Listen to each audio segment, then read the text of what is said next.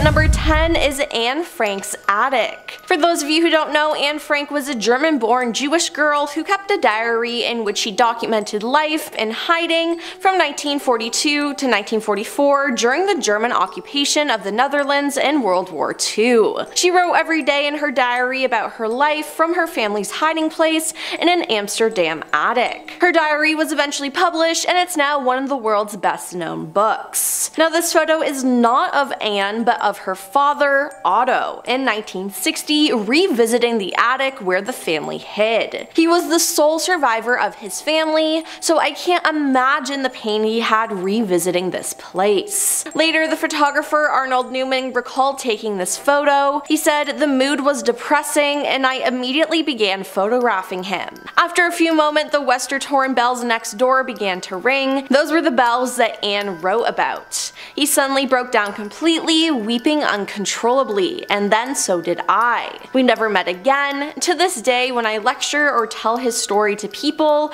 I find I choke up. I still can't help myself." Number 9. An inmate at the Rab camp. The Rab camp was one of several Italian concentration camps, and it was established during World War II in July 1942 on the Italian-occupied island of Rab, now in Croatia.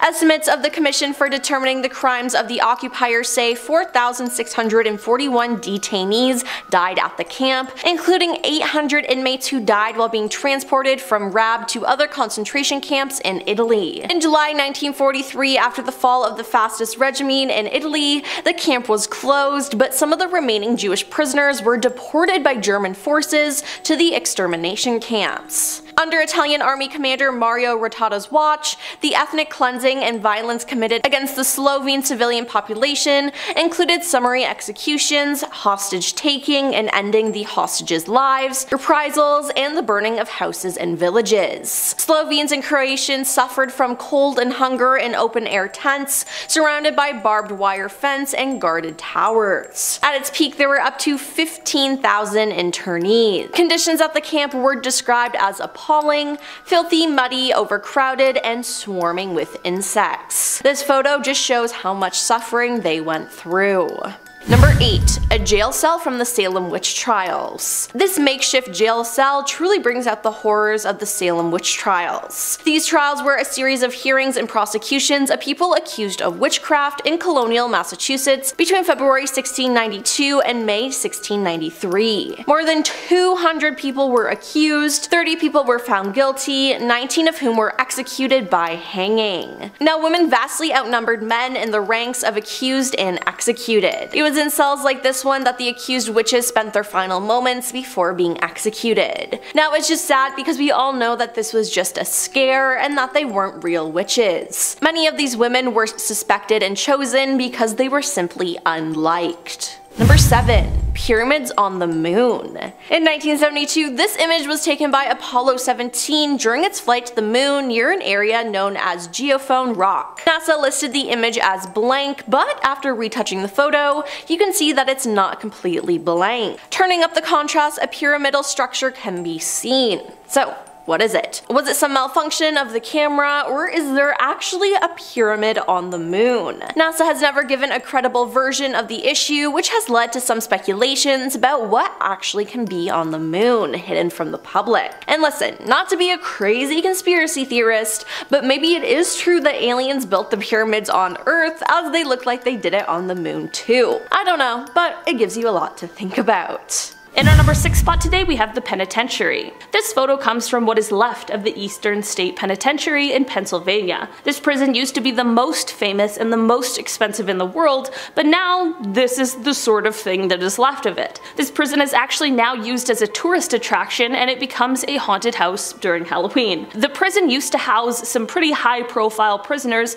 such as Scarface himself, Al Capone. The prison was opened in 1829 and was known for its advanced technology for the time. They had things like central heating, flush toilets, and shower baths in each cell. These were all considered luxuries in 1829. The first prisoner to be held there was Charles Williams, who was facing a 2-year sentence for theft. When he arrived at the prison, he had a hood over his head so as to protect his identity, but also so that he wouldn't know what the rest of the prison looked like, so he would never be able to plan an escape. While prison is never good, the craziest thing about this specific one is that all of the prisoners lived in isolation. I can't even imagine what that would be like, especially for the people who found themselves there for a long period of time. This photo is just a truly haunting reminder of all that once went on in this prison. In our number 5 spot today, we have the Stanford Prison Experiment. This photo comes from 1971 during the Stanford Prison Experiment. For those of you who aren't familiar with this experiment, it started on August 14th, 1971 and was led by university psychology professor Philip Zimbardo. The experiment took student volunteers and divided them into 2 groups, one group of prisoners and one group of guards, and they placed all of the volunteers into a fake prison that was created for this experiment.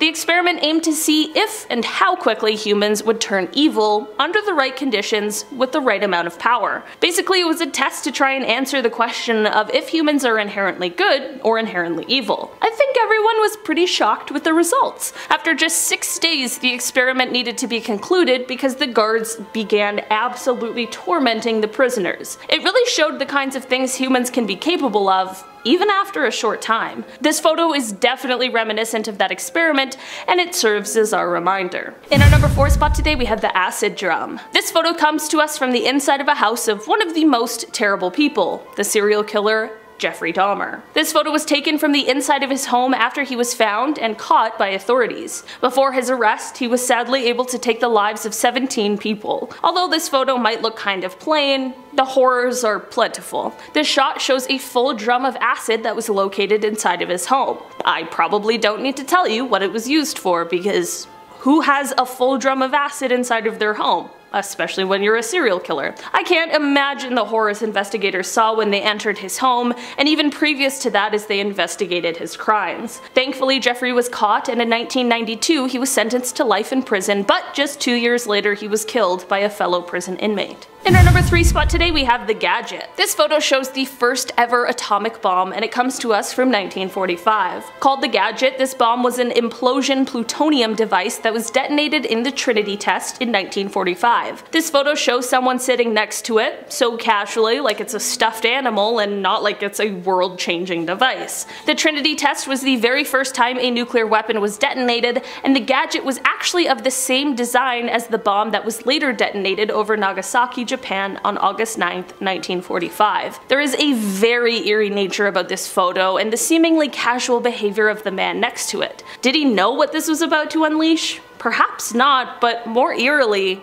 maybe he did. In our number 2 spot today, we have Change. This photo was taken by Fred Blackwell on May 28, 1963, and is actually showing us a moment of protest. The 3 sitting at the counter are Joan Trompour, Anne Moody, and their sociology teacher, John Salter. The reason why this photo is so important is because these 3 are sitting at a quote white-only counter at Woolworth's 5 and Dime store in Jackson, Mississippi, while being attacked by an angry mob. People are throwing condiments at them, and I'm sure saying some pretty nasty things.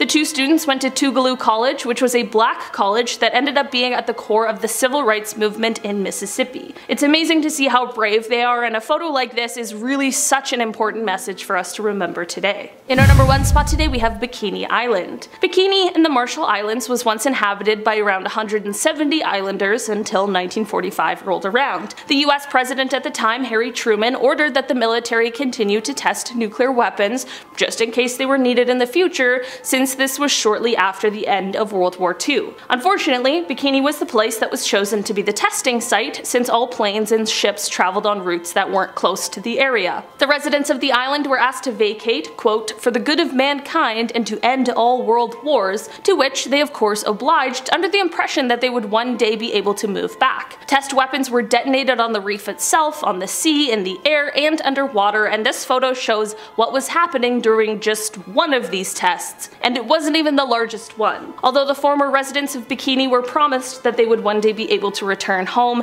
the island still remains uninhabited because of the mass amounts of radiation that still exist here. Starting off in our number 10 spot, we have the fire. This is a photo that comes to us from 2003 at the Station nightclub in Rhode Island, and it shows the band Great White as they perform. While this seems like just a regular photo that someone took on their Motorola Razr, what ensued shortly after this photo was taken is absolutely tragic. Basically, as the band performed, there were some pyrotechnics that were set off, and while this was meant to be a spectacular display, it only ended up in disaster. The fireworks ended up setting all of the flammable acoustic foam in the walls and ceiling on fire, and within 1 minute, everything that was combustible was up in flames. Within 2 minutes, the entire club was fully engulfed in black smoke, and people were having trouble finding exits. In the end, this fire took the lives of 100 people, and another 230 were injured as a result. It has gone down in US history as one of the worst and most deadly nightclub fires. In our number 9 spot today, we have the core. This photo shows a physicist named Harold Agnew, and while this looks like a relatively normal, non-threatening photo, what he has in his hand is truly devastating. Harold is holding the nuclear core of what was nicknamed the Fat Man atomic bomb. This means that Harold is holding the nuclear core of the atomic bomb that was later dropped on Nagasaki in 1945. The immediate blast, of course, took many lives, but so did the long-term effects of the bomb, like radiation illnesses and that sort of thing. It's crazy to look at a photo like this because it seems so perfectly normal when he literally has a life-changing, world-ending device in the palm of his hand. Also,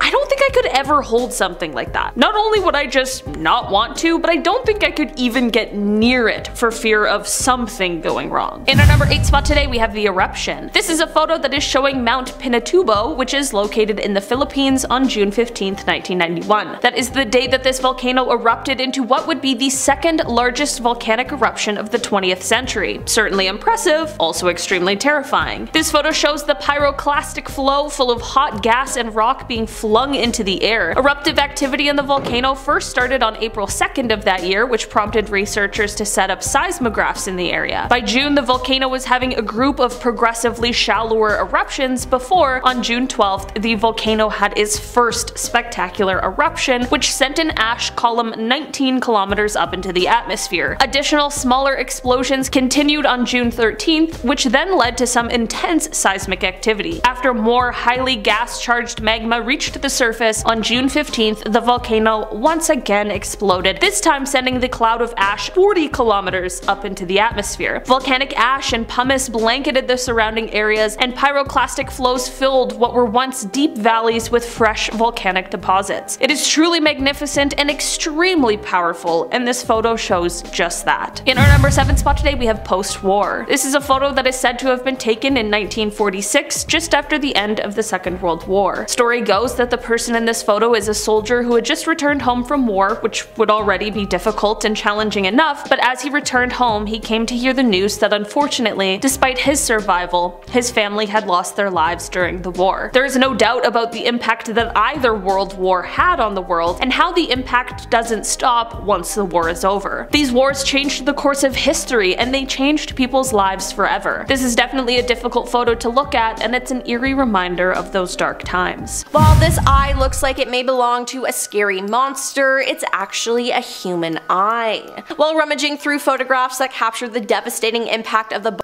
Hiroshima and Nagasaki, this photo emerged. On the 6th and 9th of August 1945, the United States detonated 2 atomic for the Japanese cities of Hiroshima and Nagasaki, respectively. The aerial bombings together ended the lives between 129,000 and 226,000 people. Most of whom were civilians. When the detonated at 1,900 feet above the city center of Hiroshima, the subsequent explosion caused temperatures of 10,000 degrees Fahrenheit to annihilate nearly everything within 1,600 feet of the blast zone. Almost anything and anyone within a mile was destroyed.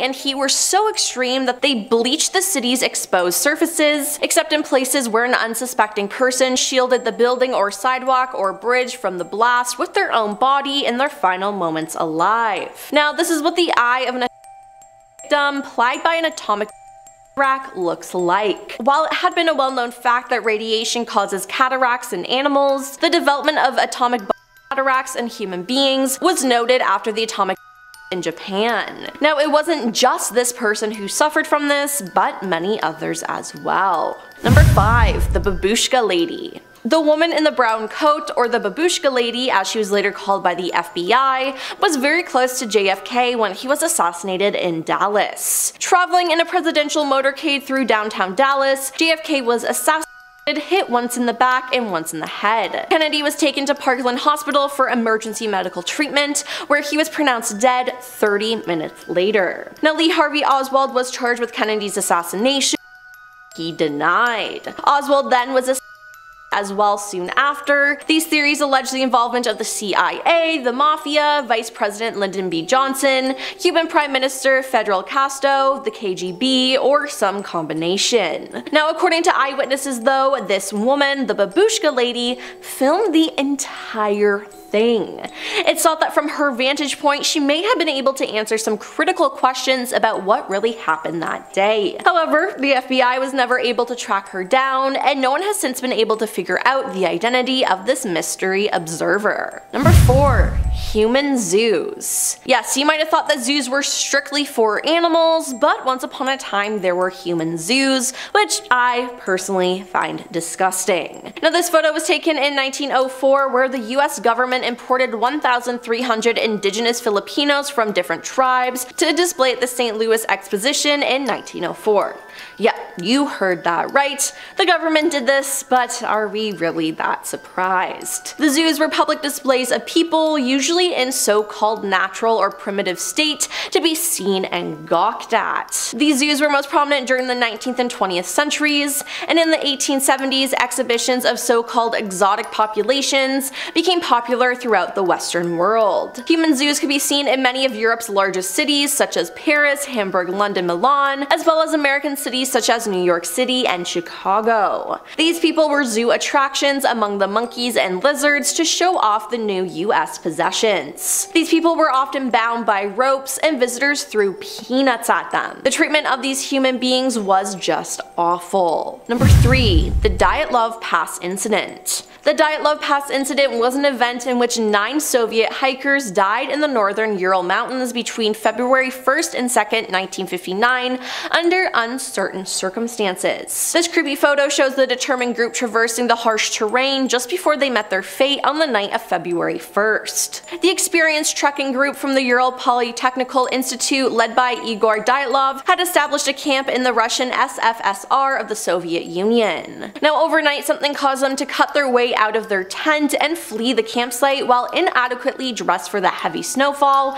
and sub-zero temperatures. Now, after the group's bodies were discovered, an investigation by Soviet authorities determined that 6 of them had died from hypothermia, while the other 3 had died by physical trauma. One victim had major skull damage, 2 had severe chest trauma, and another had a small crack in his skull. 4 of the bodies were found lying in running water in a creek, and 3 of those 4 had damaged soft tissue of the head and face. 2 of the bodies had missing eyes, 1 had a missing tongue, and 1 had missing eyebrows. Number 2. Treatment of a patient with mental illness. This 1890 photo depicts a woman forced into a crucifixion pose and facing a wall. The woman is a patient at a mental institution undergoing treatment. Now, believe it or not, forced standing was considered a legitimate part of treatment for mental illness in 19th century Germany. Now, back in the 18th and early 20th century, women were sometimes institutionalized due to their opinions and their inability to be controlled properly by a primarily male-dominated culture. There were financial incentives too, because before the passage of the Married Women's Property Act 1882, all of a wife's assets passed automatically to her husband. The men who were in charge of these women, either a husband, father, or brother, could send these women to mental institutions, stating they believed that these women were mentally ill because of their strong opinions. These men had the last say when it came to the mental health of these women, so if they believed that these women were mentally ill, or if they simply wanted to silence the voices and opinions of these women, they could easily send them to mental institutions. This is what could have happened to this woman in that photograph. Now, besides standing, practices at these asylums were dark, as they had treatments that included restraints, isolation, electroshock therapy, ice baths, forced drugging, and even lobotomies. And coming in at number 1 is mustard gas tested on American military. Mustard gas is a type of chemical warfare agent, and as a chemical weapon, mustard gas was first used in World War I. In 1943, the US Navy exposed its own sailors to mustard gas. Now officially, the Navy was testing the effectiveness of new clothing and gas masks against the deadly gas that had proven so terrifying in the First World War. Young men were approached after 8 weeks of boot camp and asked if they wanted to participate in an experiment that would help shorten the war. Obviously, they said yes, but they didn't know what they were signing up for. Only when the boys reached the research laboratory were they told the experiment involved mustard gas. Now the participants, almost all of whom suffered several external and internal burns, were ignored by the Navy and in some cases were threatened with the Espionage Act. In 1991, the reports were finally declassified and taken before Congress. We're starting off with this image here. This photo was taken during a ceremony of Order of the Solar Temple. This is a very secretive group who would never want their practices being made known to outsiders. It's actually kind of surprising there are actual photos of them in their secret meetings, to be honest. So this group is pretty bizarre, very disturbing. Yes, they are still around today. Luckily, there hasn't been any real drama in recent years, though. This is a doomsday cult. At least it was in the 80s and early 90s. It mixed Knights Templar stuff with space. Love a good mixed genre kind of cult. Sci-fi and knights. I'm sold. Oh wait, you mean I gotta shed my physical body and reach a higher plane of existence on a distant planet, and the only way to do that is to take my own life? I'm out. On October 4th of 1994, 53 members of the cult in Canada and Switzerland either took their own lives or violently took the lives of others, and then the homes where they died were set on fire. 2 similar events would take place in the months that followed. There is something so unsettling about the photos of them during their ceremonies. Obviously, this group was involved in these horrific incidents, but even setting aside the context, if I had no idea what these pictures were, I'd still find them a bit creepy. The robes, the Templar style iconography, the old graininess of the images, it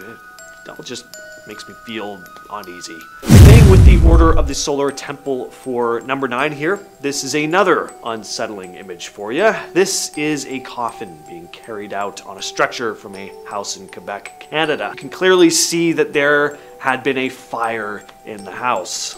This incident took place in 1997, a few years after the initial mass unalivings took place in Switzerland. 5 members took their own life inside the house before it was set on fire with an automatic ignition system. Next, we have the Superior Universal Alignment. This photo here is of the cult's leader, Valentina de Andrade, when she was being arrested, a moment she would probably rather forget. Superior Universal Alignment was a cult in Brazil that blended dark satanic elements with UFOs. The media focused more on the satanic element, as this was the late 80s and early 90s, and the whole satanic panic thing was still somewhat of a thing. But also, some believe this group was involved in organ trafficking. So what happened is that between 1989 and 1993 in Altamira, Brazil, a number of young men either went missing or were found dead under very violent circumstances. Authorities had a hard time identifying the culprit until 2 of their prime suspects mentioned they were in a group called the Superior Universal Alignment. This group was again led by Valentina de Andrade. She had this very odd belief that males born after 1981 were essentially evil because she'd been contacted by extraterrestrial beings who told her so. Anyway, she was investigated, but there wasn't enough evidence for her involvement in the crimes to land her in jail. Luckily, 4 other members were convicted, but Valentina ended up fleeing to Argentina, where she disturbingly still preaches her insane beliefs today. Number 7, NXIVM. This is a photo taken of several members of the group, many whose faces have been obscured, with a few prominent members like Alison Mack and leader Keith Raniere clearly visible. NXIVM was a self-help group turned cult that got into hot water. The leader, Keith Raniere, was accused of running a secret society within NXIVM where people, mostly women, go figure, were manipulated into having intimate relationships with him.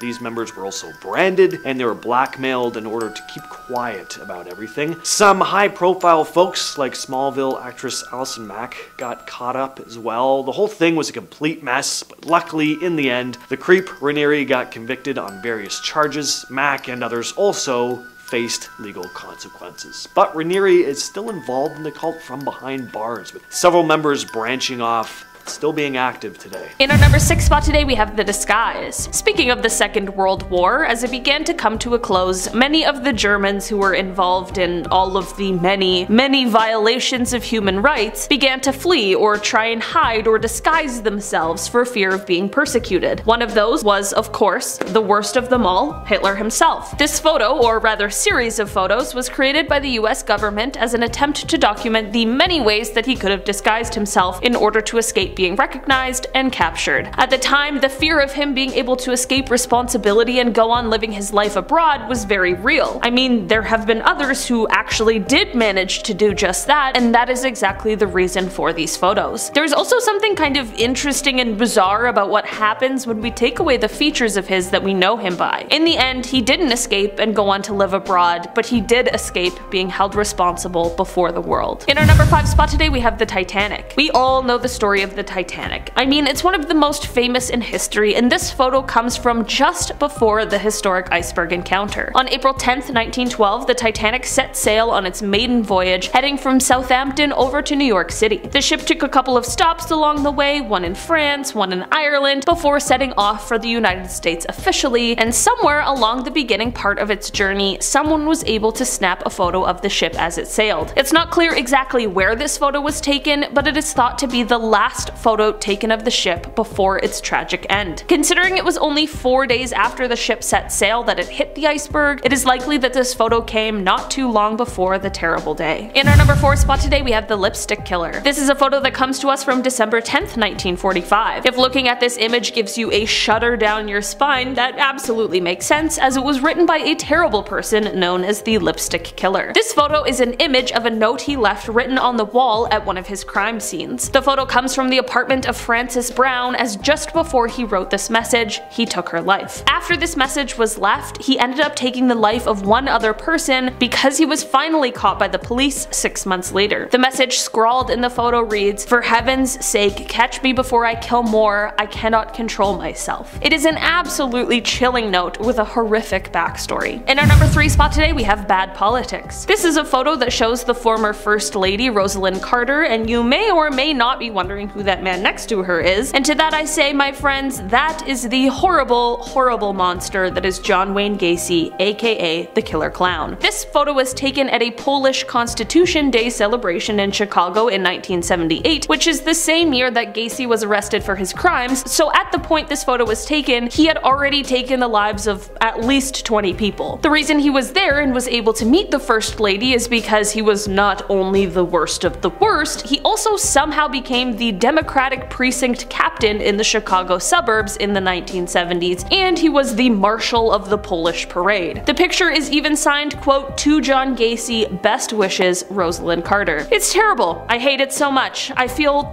very bad for anyone who had to meet him. In our number 2 spot today, we have The First Day. This is a photo that shows Dorothy Count Scoggins as she joined her new school. What should be a perfectly normal activity was certainly anything but for Dorothy, as she was the first black person to attend Harding High School in Charlotte, North Carolina, which was previously an all-white school. After the passing of the Purcell Plan in 1956, there were 40 students who applied for transfers, and Dorothy was one of 4 who was accepted. This photo clearly shows that although small steps were being taken within the law to prevent segregation, there were no steps being taken within the students. As Dorothy just tries to get an education, you can see her peers clearly trying to disturb her peace. After 4 days of this kind of treatment, Dorothy's parents ended up withdrawing her from the school over fears for her safety. These images, however, were seen around the world. This photo acts as quite the reminder for where we were really not all that long ago. In our number 1 spot today, we have the Challenger crew. This is a photo that was taken of the clearly very excited Challenger crew as they walked down the ramp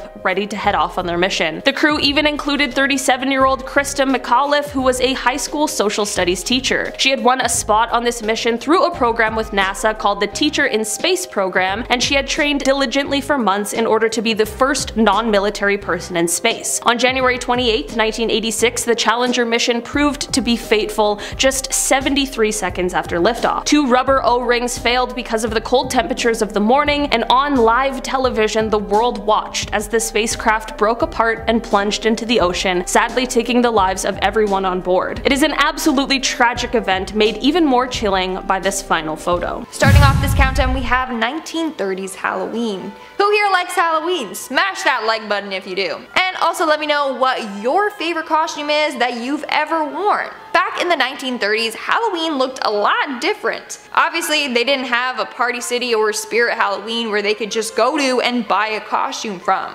No, costumes were often homemade, which makes them look terrifying. Look at this photo. These individuals are in Halloween costumes. I'm sorry, but who are they dressed up as? The women look terrifying with those weird masks on. I would freak out if I saw someone walking down the street dressed like that on Halloween. Like, those are some next level purge masks. They seriously give me the creeps. In our 9th spot, we have the exorcism of Annalise. Annalise was a devout Catholic woman who is said to have been possessed by 5 different demons. It all started one day when she blacked out at school and began walking around all dazed. She didn't remember anything. People around her said that she was in a trance-like state. Soon, these blackouts became more frequently. Things started to get worse and she started to convulse and hallucinate randomly. Eventually, she claimed that she saw the face of the devil and could hear demons whispering in her ears. In the end, she underwent 67 exorcisms, some lasting up to 4 hours. This photo of Annalise shows you in her possessed state. It's very creepy, and her story is honestly so disturbing and scary and sad. Moving on at number 8, we have the mutated piglet. In 1986 in Ukraine, an accident at the Chernobyl nuclear power plant caused the reactor to explode. This explosion had lasting effects, and to this day, it's still considered the worst nuclear disaster. A lot of people and animals were affected by this. In fact, the animals that lived there in the late 1980s suffered tremendously from the nuclear waste. This is a picture of a mutated piglet. It was born with a deformity, believed to have been caused by its mother being exposed to the radiation. This pig is now on display at the Ukrainian National Chernobyl Museum, in case you wanted to go and see it up close. In our 7th spot, we have the wake. This photo was taken in around the 1920s during a wake for the man featured in the photo. Well, directly to the left of the photo by the 2 mourning individuals appears to be a ghostly apparition. Is this the deceased man still lingering over his body? Or is it another ghostly entity? Well, we don't know for sure. But what we do know is that this photo is very, very creepy. I mean, you can see the ghost as clear as day. Hopefully, it's just the man saying one last goodbye before going to the afterlife and not a demon. At number 6, we have Love Has Won. This is the last photo of Amy Carlson, leader of a cult called Love Has Won. You probably see something immediately off about her complexion. It has a gray, bluish tint to it. That's because she was ingesting high amounts of silver. Carlson claimed to be the embodiment of a spiritual figure, often referring to herself as the divine or Mother God. Love Has Won attracted followers who believed in Carlson's divine status and followed her spiritual teachings. Carlson claimed to have been reincarnated like hundreds of times, having been some pretty big names in her former lives: Joan of Arc, Marilyn Monroe, Cleopatra, and of course, Jesus. I had no idea that all those people were the same person. It's pretty incredible. She also claimed to have talked to Robin Williams after he died, of course. Donald Trump was also her father in a past life. I mean, what a legacy. She also preached that lizard people were part of a cabal that was forcing the planet to be in a low vibration state. Now, this is all pretty goofy, but nothing evil, right? Well, several former members came out talking about all the manipulation. Yeah, manipulation. Really? There's manipulation going on here? I didn't realize. And also mistreatment. And this all went on at the hands of Amy and other higher-ups in the group. There was also apparently a lot of racist and anti-Semitic rhetoric going on, which really doesn't surprise me when you read the long list of insane stuff this lady was talking about. Oh, hippies, you truly are the worst. In 2021, news broke that Amy Carlson had passed away. Her body was discovered in a residence in Colorado where the group was based. She was basically mummified, with her eyes almost having rotted away completely. Looks like love lost. Loser. Next on the list we have the Branch Davidians. This photo here was taken during the famous 51-day siege of former leader David Koresh's compound in Waco, Texas in 1993. So without any context, it looks just like any other fire, but looking at these images, knowing what was going on, that so many people were dying, it's just very dark. In the early 90s, the Branch Davidians were a doomsday cult being led by David Koresh, who managed to convince everyone he was the final prophet. He and several other members were living in a compound near Waco, Texas. The authorities got involved due to suspicions about illegal weapons in the compound, which there very much were. In 1993, the Bureau of Alcohol, Tobacco, and Firearms attempted to raid the compound, and it went south pretty fast. A shootout ensued, leaving several dead on both sides. The situation just continued to escalate, and the FBI ended up taking over. They surrounded the compound for a lengthy siege. Eventually, the FBI launched a final assault using tear gas. A few hours later, a fire erupted within the compound. It's still unclear how it actually started. Some believe the FBI caused it, but there's others that blame the Davidians themselves. In any case, though, the compound burned down and Koresh died inside, along with many of his followers. Number 4, the Children of God. This is a photo of members of the Children of God in prayer. You wouldn't know it based on this image alone, but there were some very dark things going on behind closed doors, and it just adds a very dark layer to images like this one. The cult is still active today, but now they really want to distance themselves from former leader David Berg and the horrific things that went on in the 70s and 80s, now calling themselves the Family International. The group was founded by David Berg, aka Satan personified, in the late 1960s. They started out as a hippie-like group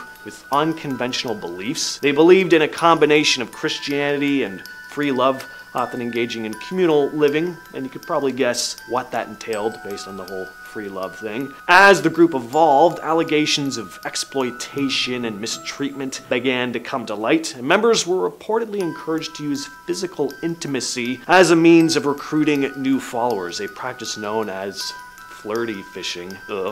Several members started seeing the dark side of the group though, and I can't really go into details here, but suffice to say, this was not a group you would ever want to raise a family in. Former members have come out since, accusing the cult of using mind control techniques and subjecting followers to psychological manipulation and much worse. Next on the list we have Shinrikyo. This photo here is of the military cleaning a subway car after the Tokyo subway sarin attack of 1995. Shinrikyo was a Japanese cult founded by Shoko Asahara in 1987. The group became infamous after the deadly Tokyo subway sarin gas attack in 1995, which took the lives of 13 people and injured over 1,000. Asahara proclaimed himself to be Christ and the only one who could save followers from the coming apocalypse. The cult kind of blended elements of several religions and spiritual traditions with its leaders' doomsday prophecies. The group had a very large following, including some highly educated members. The cult was involved in a number of violent attacks, but the Tokyo subway attack was the worst of the worst, and following this incident, authorities finally cracked down on the cult, leading to the arrest of Asahara and other key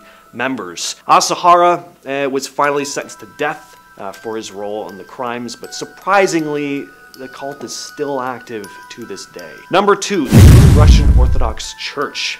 This is a photograph of part of the Doomsday Cult's cave hideout. I think I'd rather just die in the apocalypse than live in that dump, especially because the leader of this cult didn't even let his followers watch TV. What are you gonna do down there? Pyotr Kuznetsov led a Russian Doomsday Cult that gained international attention when in 2007, several members of the cult, known as the True Russian Orthodox Church, barricaded themselves in a remote cave in the Panza region. Kuznetsov wasn't with them as he was in police custody. He claimed to be a prophet, and his teachings combined elements of Christianity with apocalyptic visions. The cult believed that the world would soon come to an end, and isolating themselves in the cave, they hoped to be saved from the impending apocalypse. Authorities were alerted to the location of the cave, but members inside were threatening to take their own lives if police tried to intervene. As the situation continued to escalate, authorities became more and more concerned about the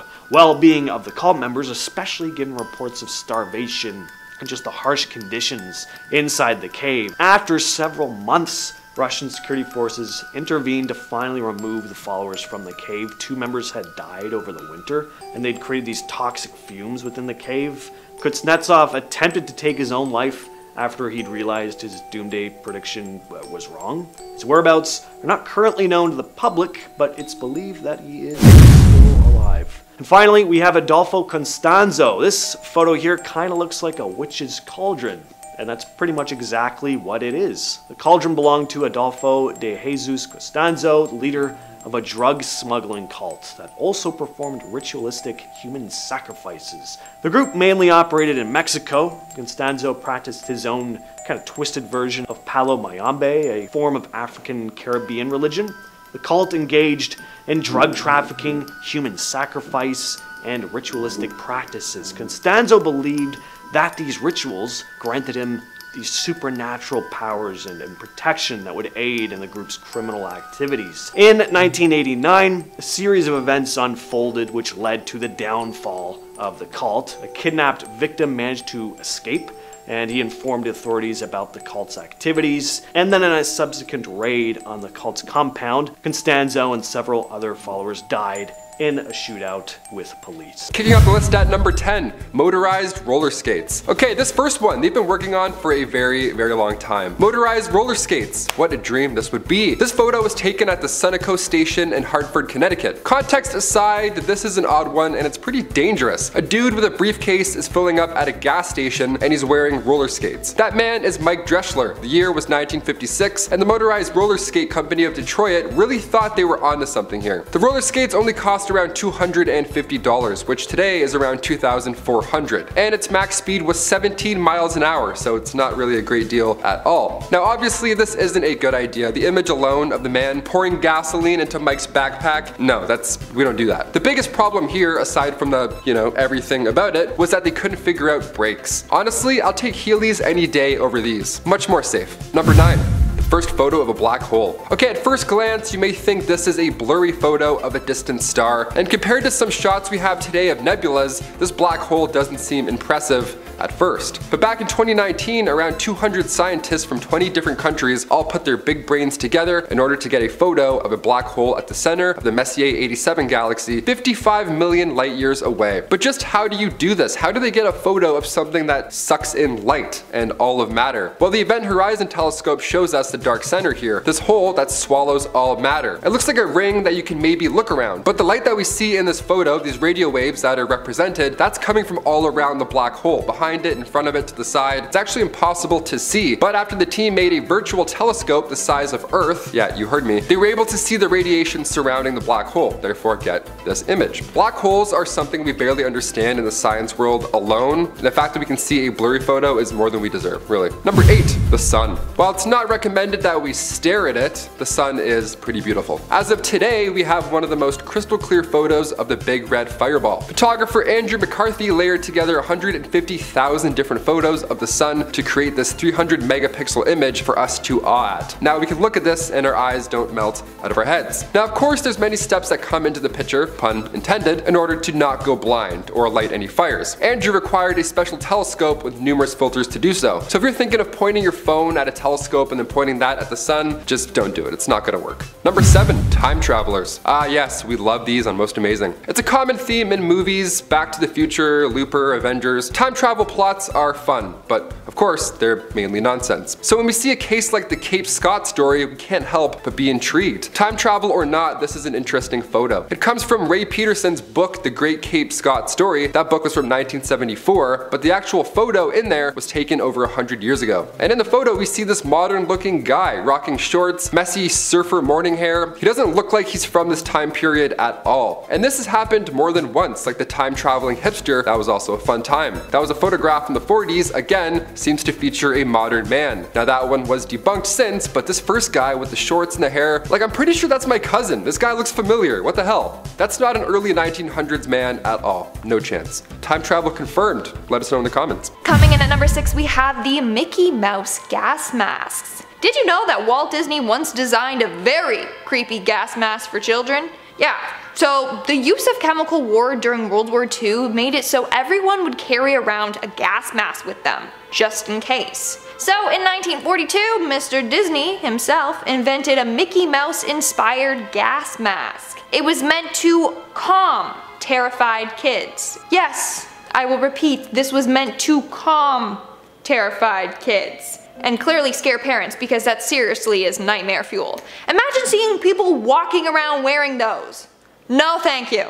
That's anything but comforting. Mickey looks like a demon. Anyways, with the help of the Sun Rubber Company, about 1,000 of these masks were made.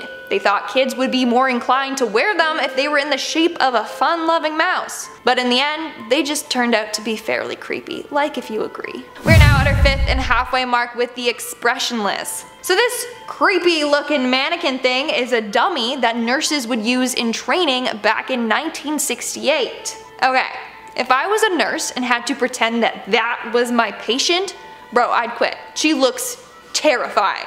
Anyways, that's all I could find about this dummy. Like, I'm not sure if they would practice CPR on her or what. But you may recognize this photo because it inspired the creepypasta called The Expressionless. So the creepypasta is fake, but the photo and the dummy is very much real. I swear, did they purposely make the dummy terrifying to scare the nurses or what? In our 4th spot we have Gas Mask Island. About 110 miles south of Tokyo, Japan, there's a small island called Miyakijima, otherwise known as Gas Mask Island. How did it get its name? Well, this island is home to Mount Oyama, a very active volcano that emits poisonous sulfuric gas. So all of the residents have to carry gas masks with them at all time. You know, just in case these gas levels rise unexpectedly. This photo shows the residents of the island wearing their gas masks. And I know what you're thinking. This photo looks like it came straight out of an end of the world horror movie. I agree, it's insane. You thought wearing medical masks was bad? Imagine wearing a gas mask around town. Would not be fun. Moving on to number 3, we have post-mortem photography. So back in the day, there was an interesting trend that people would follow, which was post-mortem photography, aka taking photos with a person who was recently deceased. So the woman in the middle of this photo has sadly passed away. So they did this for a number of reasons. It was a way to deal with their grief. It helped preserve the image of the loved one that passed away, and it was also a little memento. This trend became common in Victorian England when there was a rise in short lifespans for the young, which is sad. And in a way, this is a sweet way to preserve the memory of a loved one. But it's creepy. Hella creepy, you have to admit it. Coming in at number 2, we have the crucifixion. This creepy photo from 1890 Germany is of a woman who suffered from mental health issues. This was their method of treatment. They thought that this would cure her. Basically, they locked her in a cellar for 12 hours a day. For those 12 hours, she was changed up in the crucifixion pose. Apparently, this was supposed to cure her mental illness. Okay, I'm no psychologist or, doctor, but that alone would drive me insane and make everything worse. Now, this was done for a number of reasons. They thought that when you make someone pretend to be crucified, they will think, well, good thing I'm not actually being crucified. Hey, my life isn't that bad. Bingo, problem solved. No, honey, no, it does not work like that, I'm sorry. And in our number 1 spot, we have the haunting photo. Ready to not be able to sleep tonight? Take a look at this photo. This is the creepiest thing I have ever seen. This is just a normal family photo taken back in the day, but the camera quality makes them all look like ghosts. I'm sorry, but that man is not human. He's like a zombie ghost.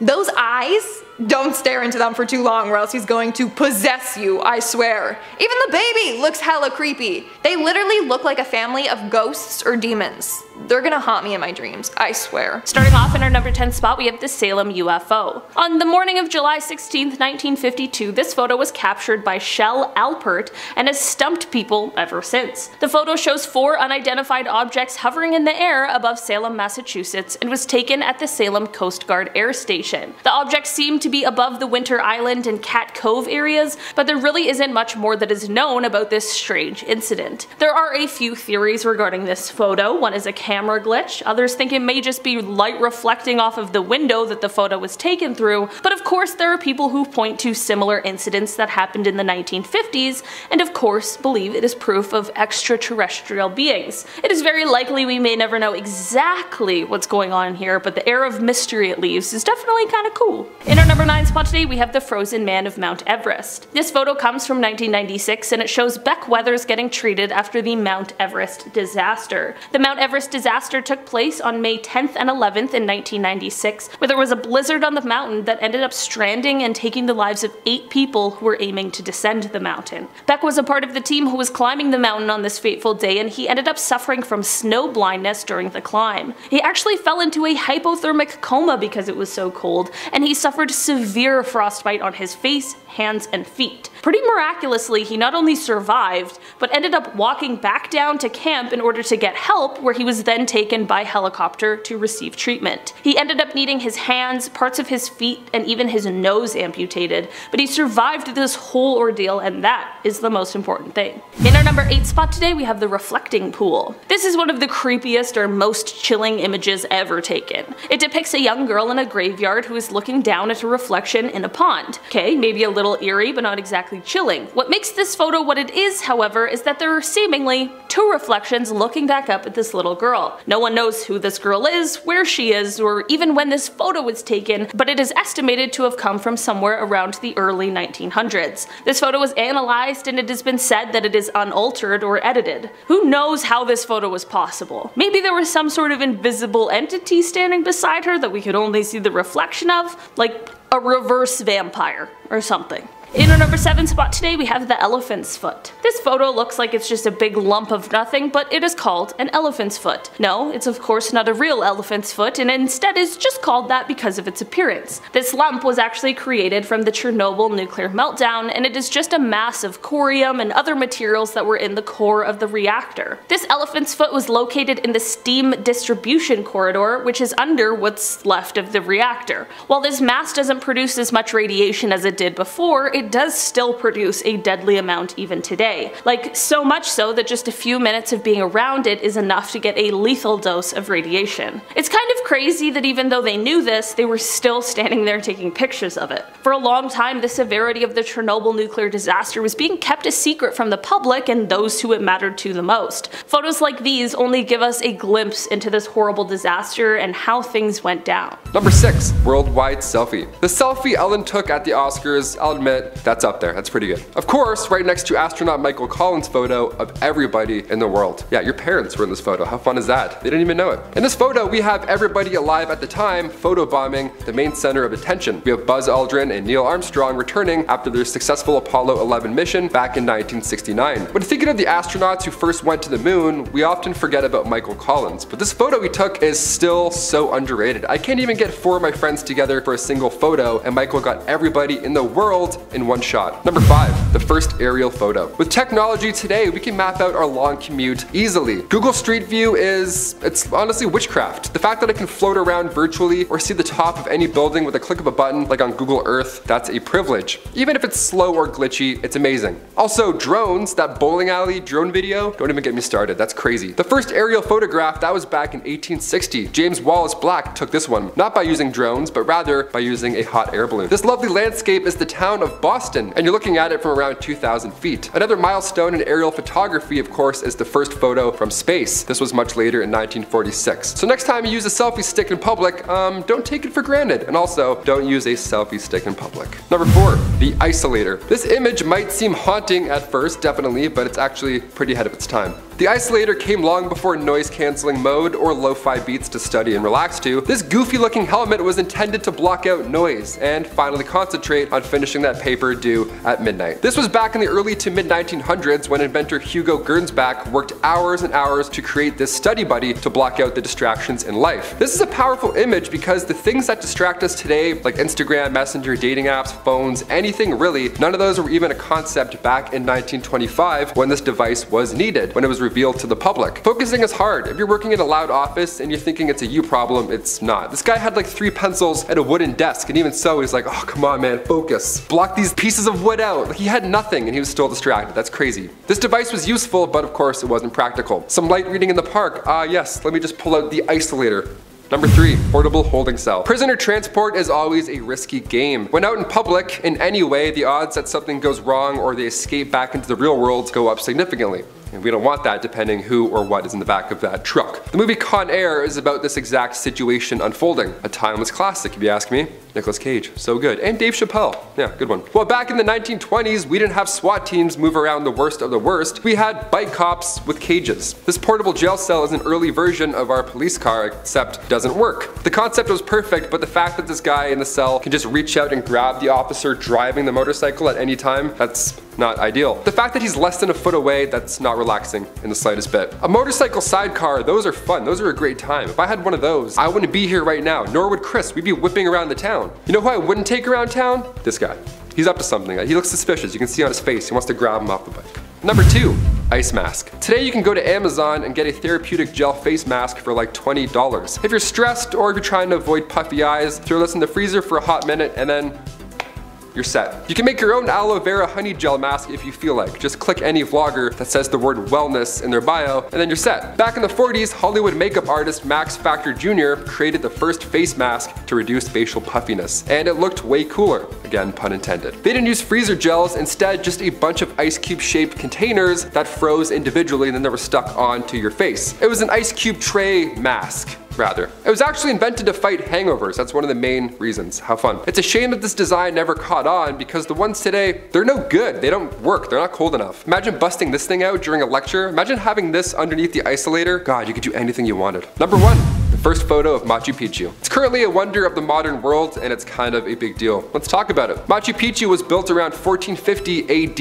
It was first discovered in 1911 by archaeologist Hiram Bingham when he and a small team were originally heading out to find the ancient city of Vilcabamba. But during their commute from Cuzco, they found this landmark instead. And I bet they're pretty jazzed about it. Yeah, sitting at 2,430 meters above sea level, Machu Picchu is a 14th century Inca citadel built from thousands and thousands of stones with many weighing over 50 tons. And with Machu Picchu translating to Old Mountain, well, this seemed like an impossible build back then, hence the fact that it's a modern wonder of our world. We barely had animal power back then too. All we had were llamas, so I mean, we really don't know how we did this. They designed a perfect city with their bare hands. They slapped these giant rocks into each other without any problems at all. I mean, after 500 years of foul weather, nothing has yet to destroy this ancient city. I wonder if when Hiram Bingham took this photo, they knew over 100 years later that we would still be blown away by it. We know nothing about this still. This photo, it's all we have.